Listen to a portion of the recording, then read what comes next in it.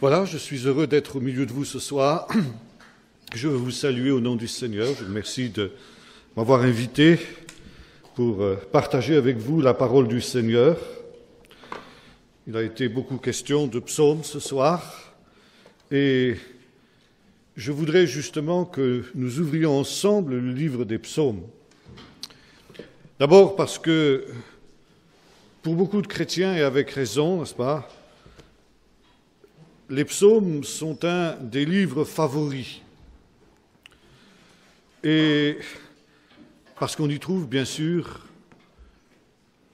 la situation, toutes les situations dans lesquelles nous pouvons nous trouver, des prières qui nous permettent d'élever notre cœur vers Dieu dans la joie, dans la tristesse, dans l'épreuve, dans le succès.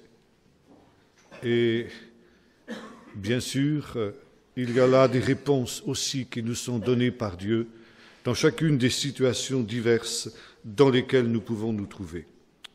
Mais le livre des psaumes a aussi une autre dimension qui est souvent sous-estimée par beaucoup d'enfants de Dieu. C'est justement la dimension prophétique. Le livre des psaumes est un livre prophétique.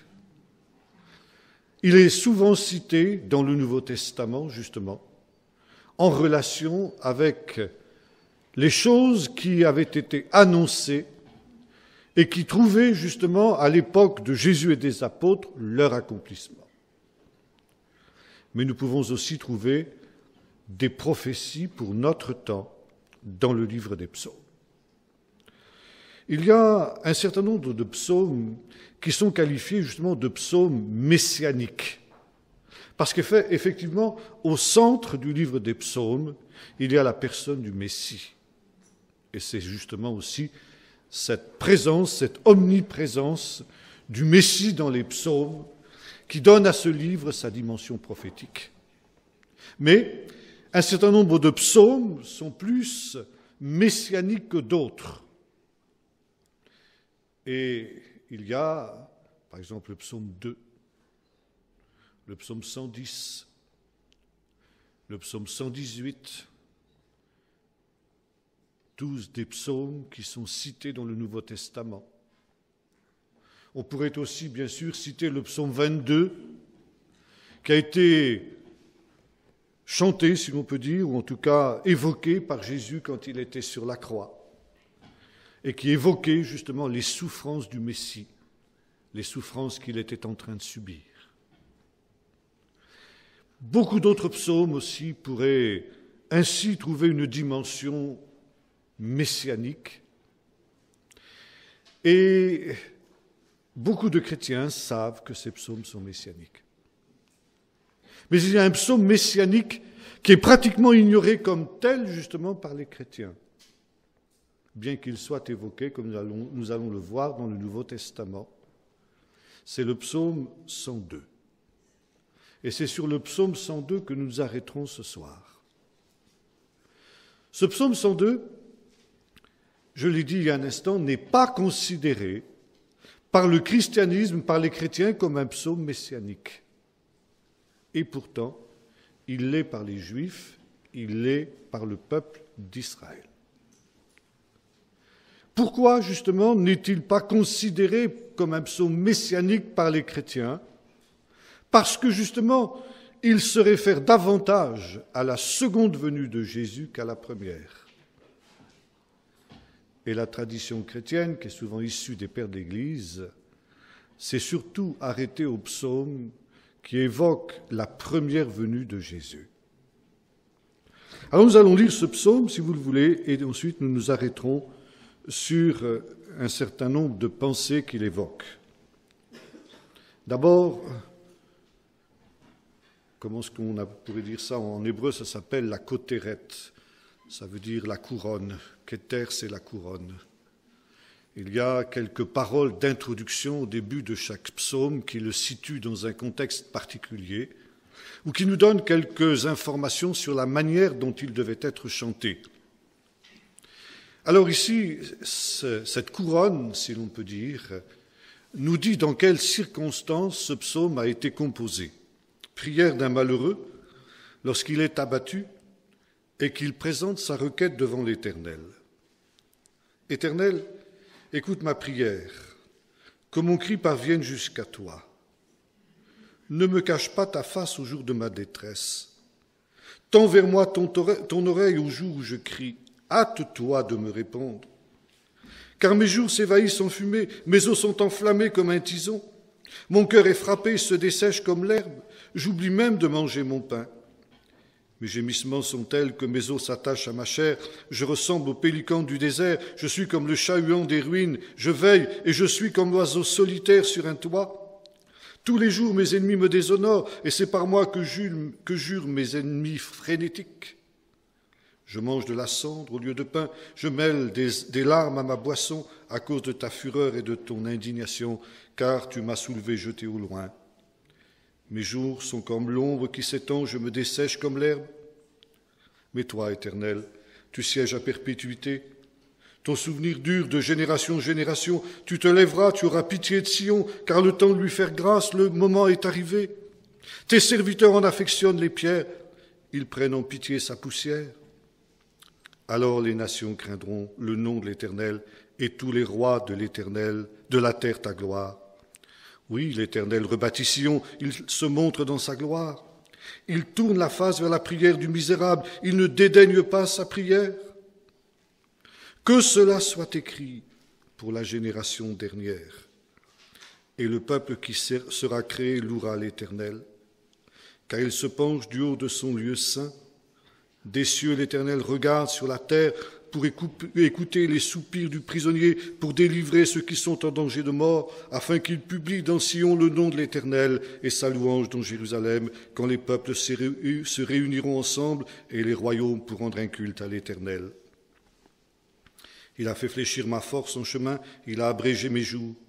Je dis, mon Dieu, ne m'enlève pas au milieu de mes jours, toi dont les années durent d'âge en âge. Tu as autrefois fondé la terre, et les cieux sont l'ouvrage de tes mains. Eux, ils périront, mais toi, tu subsisteras. Ils s'useront tous comme un vêtement, tu les changeras comme un habit, et ils seront changés, mais toi, tu restes le même, et tes années ne finiront pas. Les fils de tes serviteurs auront une demeure, et leur descendance s'affermira devant toi. En quoi ce psaume est-il un psaume messianique? Quand on le lit, on se demande en effet comment et pourquoi les sages d'Israël en ont fait un psaume messianique. En quoi est-il question du Messie et de son avènement? Et les sages ont répondu, ce psaume nous donne la liste, la description des événements qui précéderont l'avènement en gloire du Messie. Ce psaume concerne les derniers jours, les derniers événements qui auront pour résultat, pour conclusion, l'avènement de l'ère messianique. Et ces événements nous décrivent plus particulièrement ce que sera le sort du peuple messianique, ça veut dire justement du peuple d'Israël. Prière d'un malheureux lorsqu'il est abattu et qu'il présente sa requête devant l'Éternel. Qui est ce malheureux? Alors ici, il nous faut parler quelque peu du genre littéraire des psaumes. Les psaumes, Tehillim en hébreu, est un vieux mot français qui signifie tout simplement les louanges. Tehillah, en hébreu, c'est la louange. Et la louange, les psaumes, étaient des cantiques qui étaient destinés à être chantés dans le temple au moment justement du culte qui était rendu à l'Éternel. C'étaient des prières chantées. Bien sûr, il n'y avait pas de notation musicale à cette période. et les mélodies sur lesquelles ces chants devaient être chantés étaient transmises oralement. Parfois, dans justement la couronne du psaume dont nous parlions tout à l'heure, il y a des indications sur certaines de ces mélodies. Et il nous est dit à chanter sur « Meurs pour le Fils », à chanter sur les lys, à chanter sur Biche de l'aurore, ou d'autres notations qui évoquaient pour les lecteurs un certain nombre de mélodies traditionnelles qui leur avaient été transmises. Parfois aussi, il y a des pauses. Ça veut dire des moments où le chœur ou les instruments de musique, l'orchestre jouaient. Et il est précisé à tel moment, à cet endroit, jeu d'instruments, etc. Maintenant, ces chants étaient aussi ce que les musicologues appellent des cantiques antiphonés.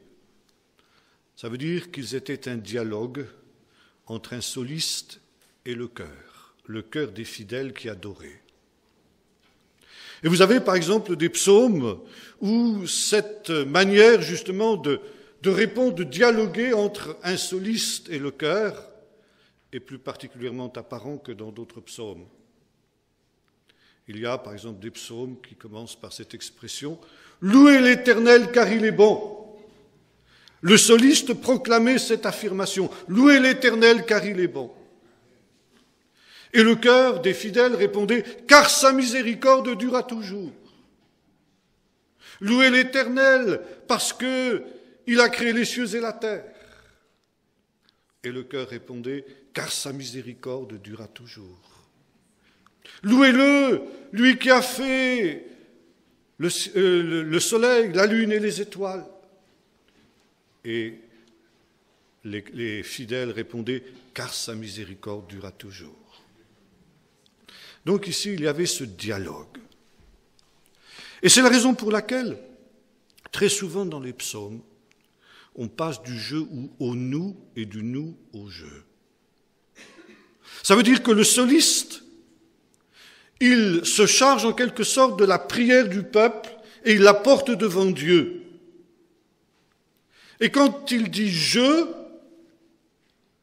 en quelque sorte, c'est tout le peuple qui est associé dans ce « je ». Et parfois, justement, très rapidement, on peut passer du « je » au « nous », parce que c'est aussi tout le peuple qui s'associe à ce soliste qui est en train de faire monter sa prière vers Dieu. C'est ce que les exégètes appellent un revêtement. Ça veut dire que les psaumes qui sont des prières collectives sont toujours des prières où le peuple s'associe, ou partage en quelque sorte le sentiment qui est exprimé par l'ensemble. Et c'est pourquoi ici, quand il est question du « je », tout ce psaume est à la première personne. Mais le soliste qui chantait ce chant portait justement ce qu'était le sort du peuple d'Israël tout entier. Et les sages ont dit, le malheureux qui exprime ainsi sa requête devant l'Éternel n'est autre que le peuple d'Israël tout entier. Et ce psaume évoque ce qu'est le sort, la destinée du peuple d'Israël dans les derniers temps. Nous avons lu justement la première strophe qui commence d'une manière dramatique. Le psalmiste y décrit sa condition, sa souffrance. Mon cœur est frappé, il se dessèche comme l'herbe. J'oublie de manger mon pain. Mes os s'attachent à ma chair, je suis comme un pélican dans le désert, etc. Je mange de la cendre au lieu du pain, je mêle les larmes à ma boisson. Pendant la Deuxième Guerre mondiale, dans les camps de la mort, il y avait un rabbin qui se nommait Weiss Mendel. Cet homme avait été sélectionné, comme l'étaient tous ceux qui arrivaient dans ces camps de la mort, et il avait été versé dans un commando de travail. il avait pu ne pas être directement aiguillé vers les chambres à gaz. Et cet homme avait vu la situation dans laquelle se trouvait ainsi le peuple d'Israël. Et alors qu'il voyait ces gens dont vous avez certainement vu des représentations sur des photos de l'époque, qu'on appelait les musulmans, ceux dont la chair était attachée aux os, ceux qui devenaient des cendres. Vous connaissez certainement cette histoire de cet enfant qui arrive à Auschwitz et on le sépare de ses parents. Et cet enfant, affolé, dit « Où sont mes parents? Où est mon père et ma mère ?» Et cesse en riant, lui dit « Regardez, ils sortent par la cheminée, là, sous forme de fumée. » Réduit en cendres. Je mange la cendre et la poussière, nous dit notre psalmiste ici. Et quand il a vu ces choses, quand il a entendu ces choses, ce rabbin dit, c'est l'accomplissement, nous vivons l'accomplissement du psaume 102. Le rabbin Westmendel a eu la possibilité de s'échapper des camps de la mort et de se réfugier en Suisse notamment. Et là, il a été un des nombreux témoins qui a décrit ce qui se passait dans les camps de la mort. Et quand il donnait son témoignage, il revenait constamment à la première partie de ce psaume 102. Et il a dit, le psaume 102 a décrit prophétiquement la Shoah, la destruction du judaïsme par Hitler.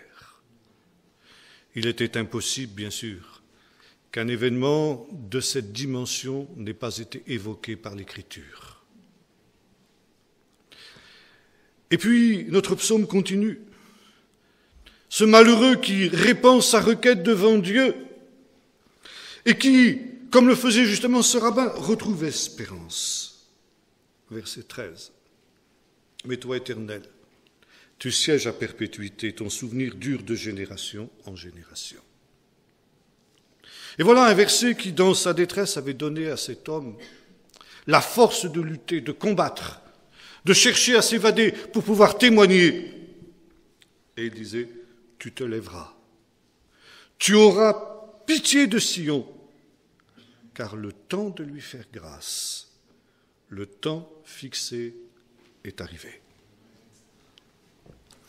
Et ce verset est très important justement, parce que justement il a un sens prophétique.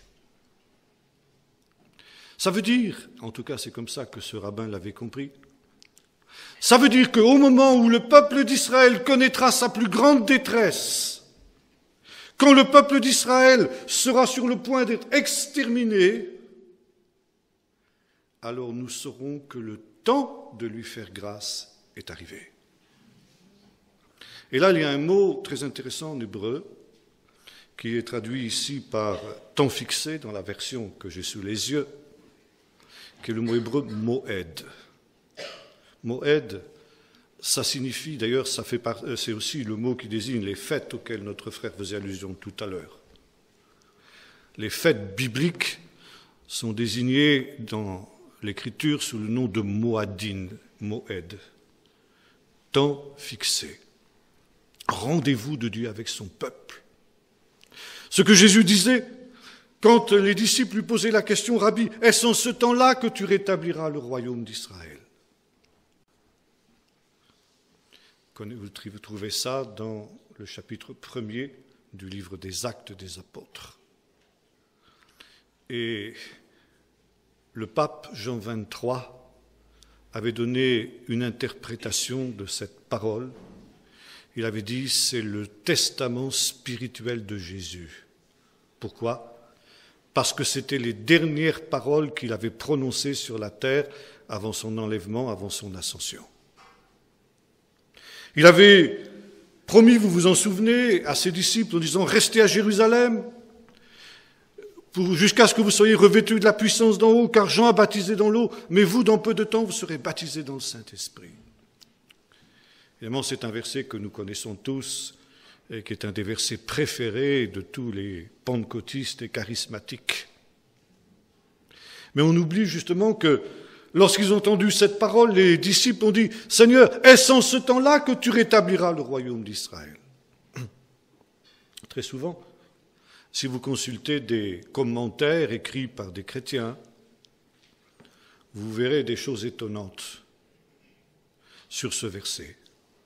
Ces pauvres disciples, ils étaient encore imbus de toutes les idées juives. Ils croyaient encore en un royaume politique, que Jésus allait chasser les Romains et que Jésus allait rétablir le peuple d'Israël, la nation d'Israël dans sa gloire, alors que Jésus parlait d'un royaume spirituel.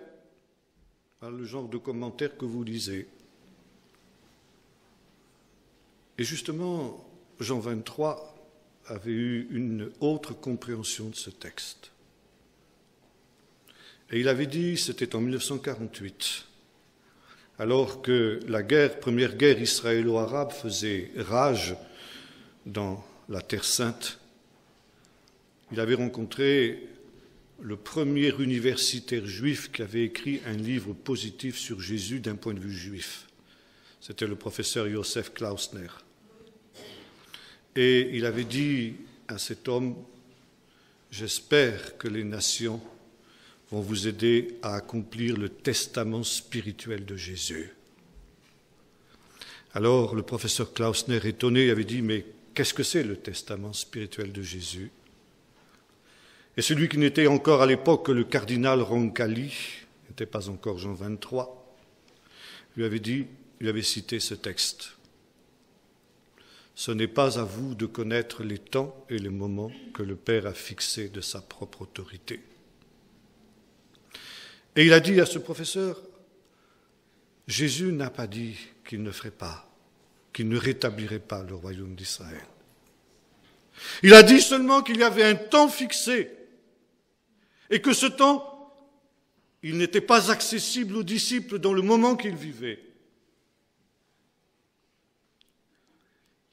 Mais ce temps, il était associé dans notre psaume, c'est le même mot, temps fixé, au moment où surviendrait la Shoah.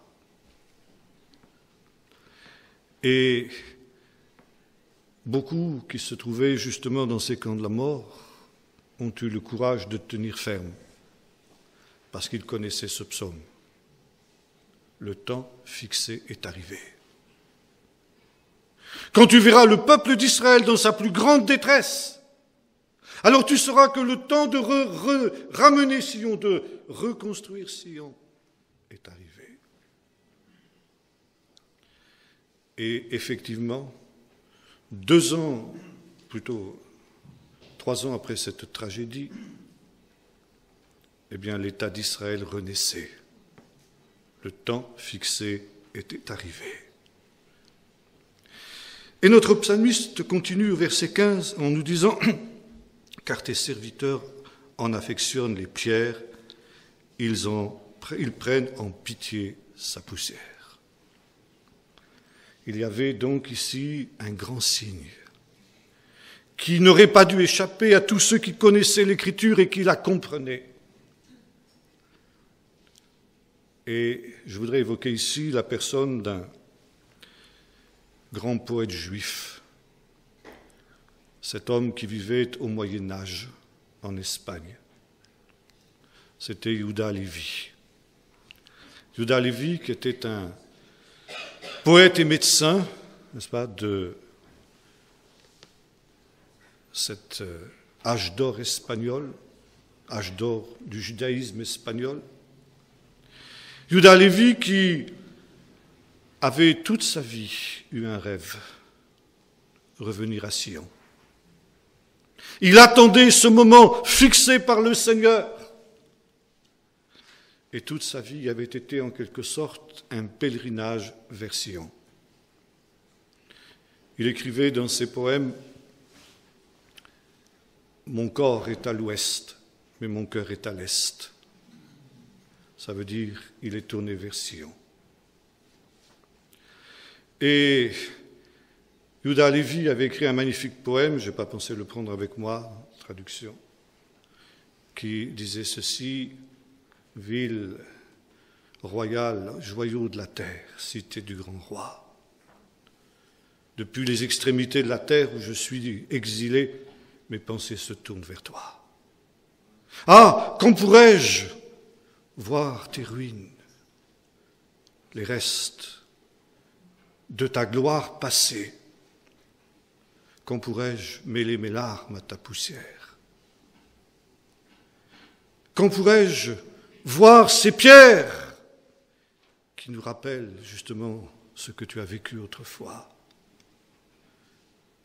Quand j'en arriverai là, à mon palais, ta poussière sera plus douce que le miel. C'était une citation de notre psaume. Tes serviteurs en aiment la poussière, ils en chérissent les pierres.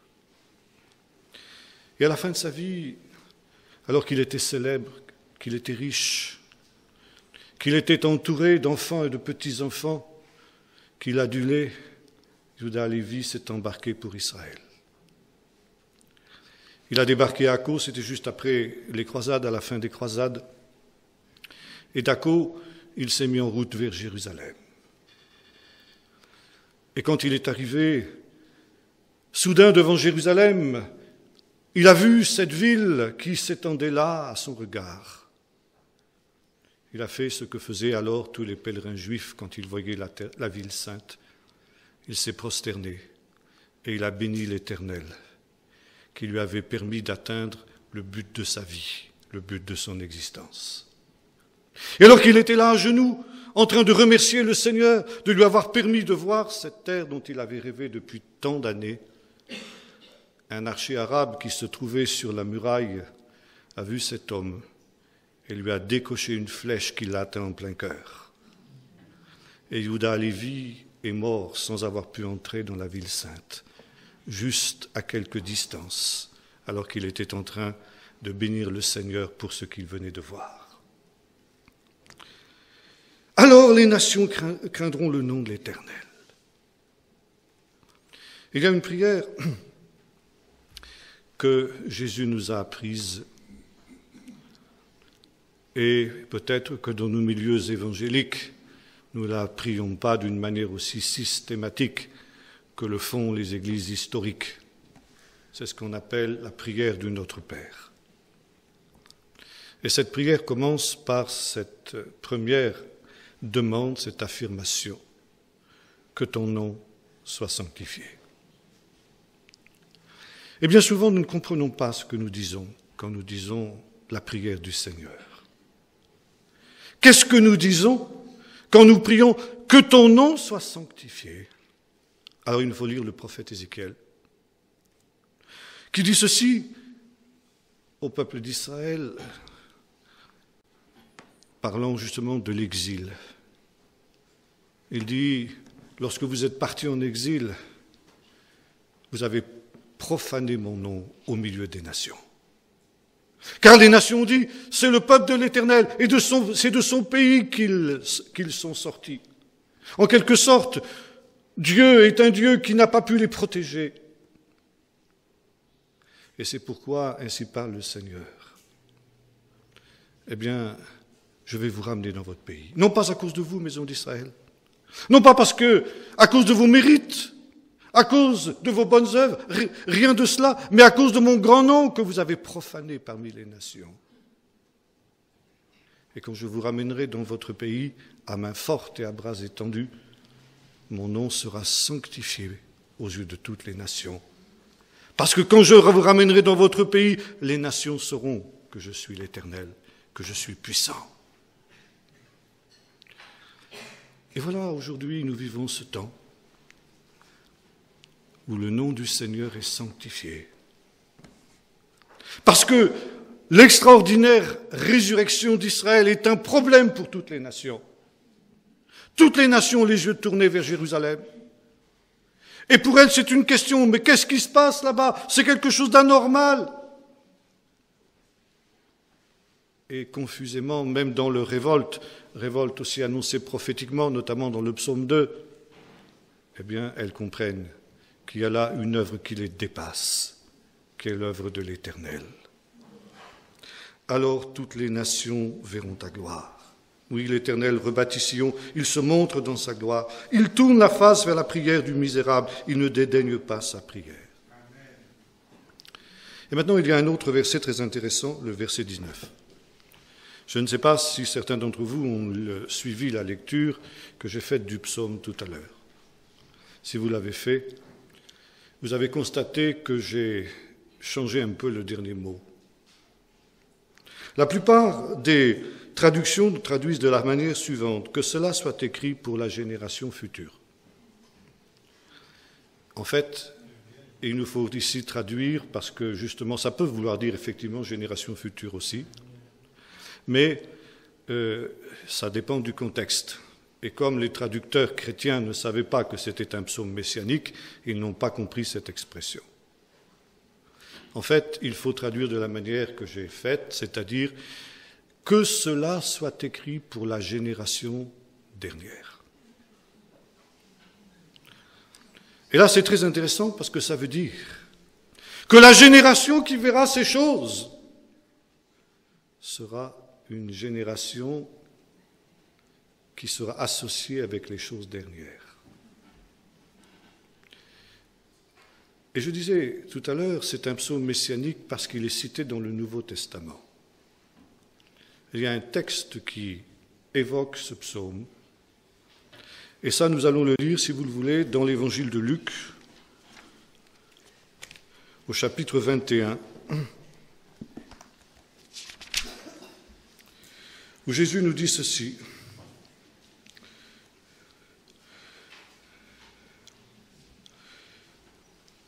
Verset 25, verset 28. « Quand cela commencera d'arriver, redressez-vous et levez votre tête parce que votre délivrance est proche. De même, vous aussi, quand vous verrez ces choses arriver, sachez que le royaume des cieux est proche. » Verset 32. « En vérité, je vous le dis, cette génération ne passera pas que tout cela n'arrive.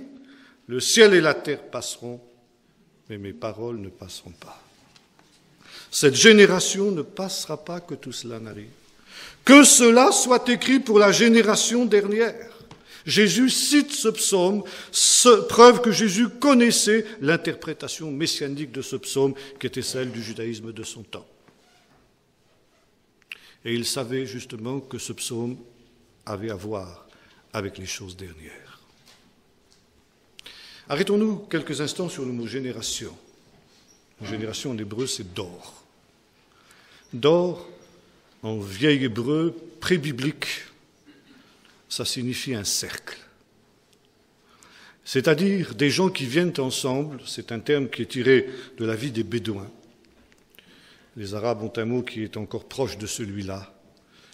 Et qui viennent le soir, vous savez, quand la nuit est tombée dans les tentes des Bédouins, on allume un feu et tous les membres de la tribu font un cercle autour de ce feu. Et là, les anciens leur racontent des histoires pendant des heures. Les traditions de la tribu, l'histoire de la tribu. Dor, c'est des gens qui s'assemblent pour faire un cercle.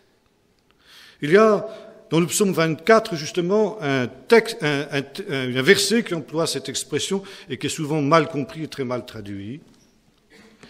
Vous nous dites ceci, vous savez, c'est ce psaume où il est question de l'entrée du roi de gloire. C'est aussi un psaume messianique.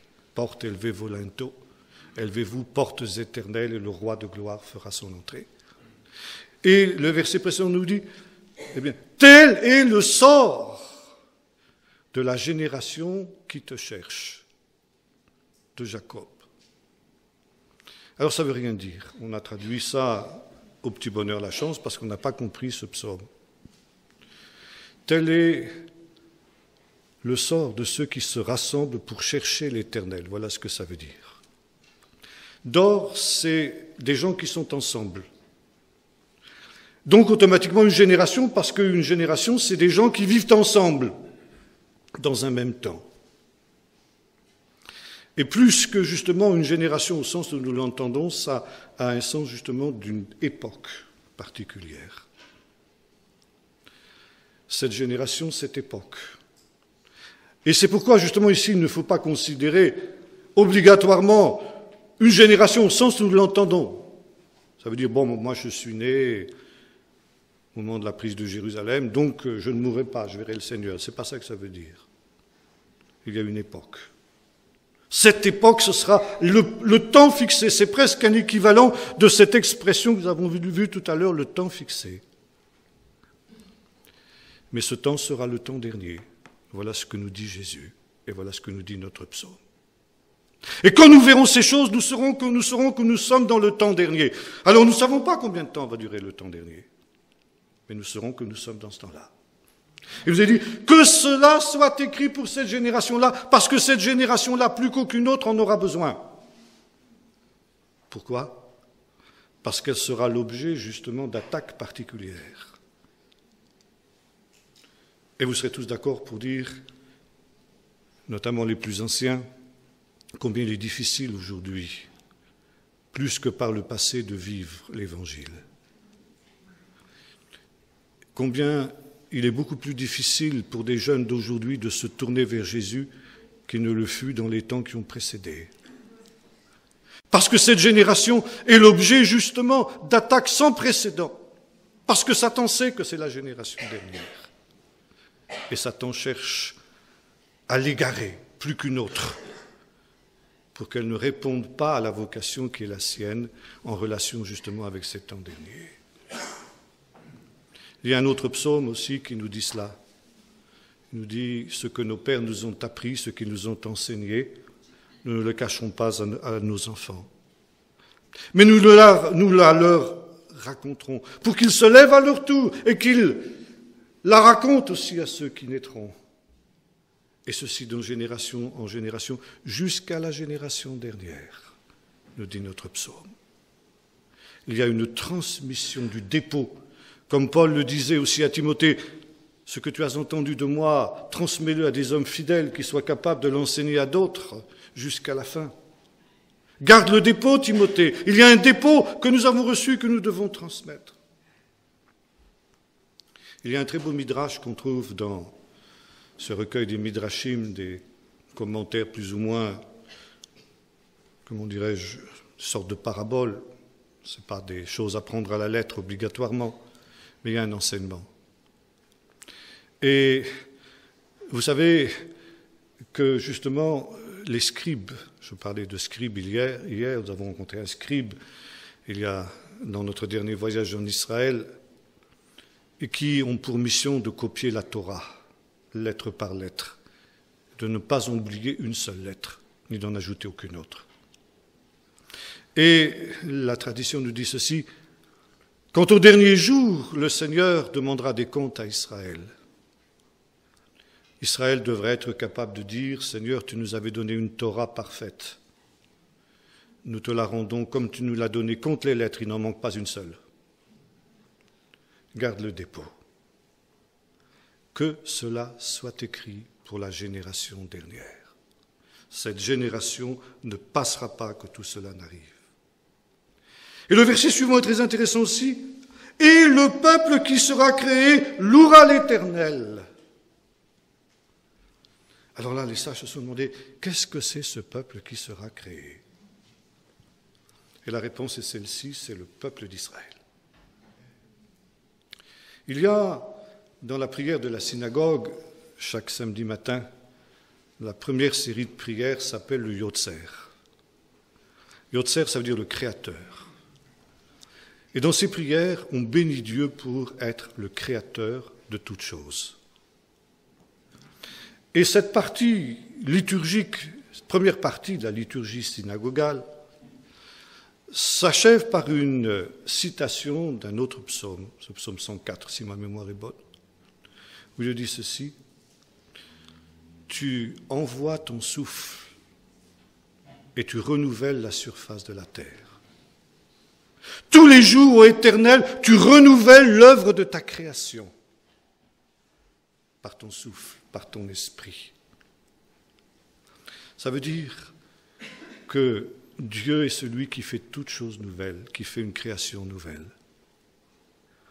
Et que l'adorateur qui s'approche de Dieu doit se laisser transformer par le Saint-Esprit pour être recréé, un peuple nouveau. On trouve aussi cette parole dans la liturgie du Kippour, le jour du grand pardon.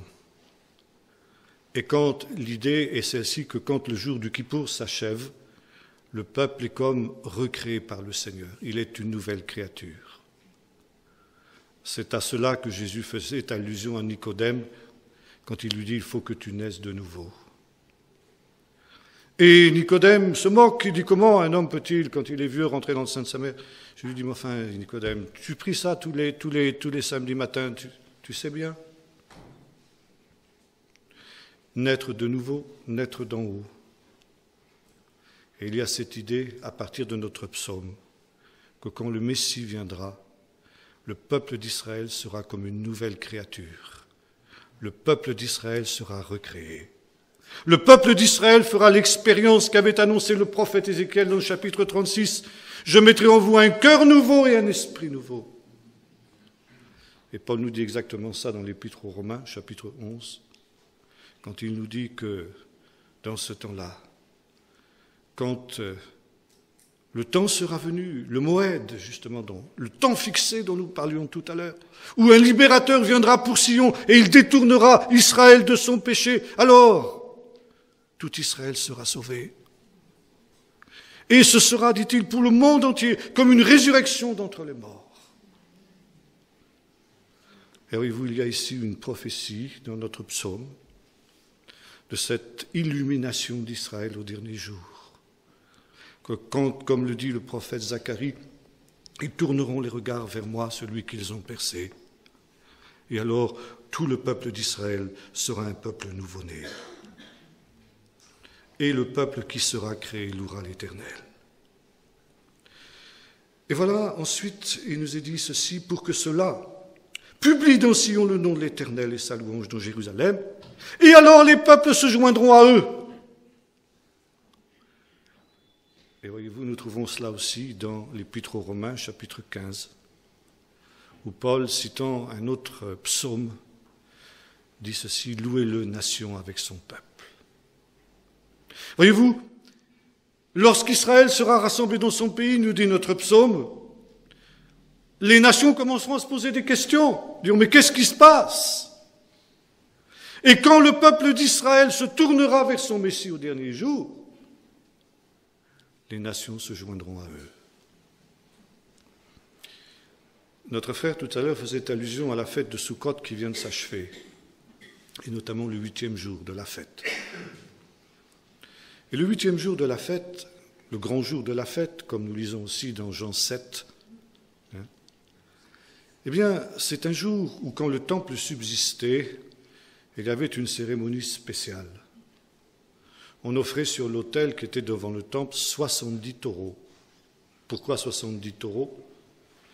Parce que 70, c'est d'après Genèse 10, la liste des nations qui sont sorties des fils de Noé après le déluge, le nombre des nations de la terre. Dans cette table des nations qui se trouve au chapitre 10 du livre de la Genèse, il y a 70 nations qui sont évoquées. Et dans la tradition juive, il y a donc 70 nations dans l'univers. Et le dernier jour de la fête de Sukkot, on offrait au temps où le temple existait 70 sacrifices pour les 70 nations de la terre. Parce qu'il y a un texte dans le chapitre 14 du prophète Zacharie qui nous dit ceci. Après que les nations seront montées à Jérusalem pour lui faire la guerre et auront été dispersées par la puissance de Dieu, ces mêmes nations monteront tous les ans à Jérusalem pour célébrer la fête de Sukkot. Et si une nation ne monte pas, la pluie ne tombera pas sur elle. Et là, justement, il y a cette vision qui est celle de très nombreux prophètes. Je citerai notamment seulement Ésaïe 2, ce que les spécialistes appellent le pèlerinage eschatologique des nations à Jérusalem. Cette vision glorieuse d'Ésaïe, au temps de la fin, là aussi, on traduit en général dans la suite des temps, c'est le même mot que celui que nous avons vu tout à l'heure, la génération dernière. Dans la suite des temps, ça ne veut rien dire en français. Il faut traduire par « à la fin des temps ». À la fin des temps, le temple de la montagne du temple de l'Éternel sera élevée au-dessus de toutes les nations. de toutes les montagnes, et tous les peuples y afflueront. Ils diront, montons à la maison du Dieu de Jacob pour qu'il nous enseigne ses voies, car de Sion sortira la Torah et de Jérusalem la parole de l'Éternel. Et ces nations qui ont tiré l'épée contre une autre n'apprendront plus la guerre. Elles briseront leurs armes de guerre et elles en feront des instruments pacifiques. Et ce sera justement la vision messianique qui s'établira sur la terre.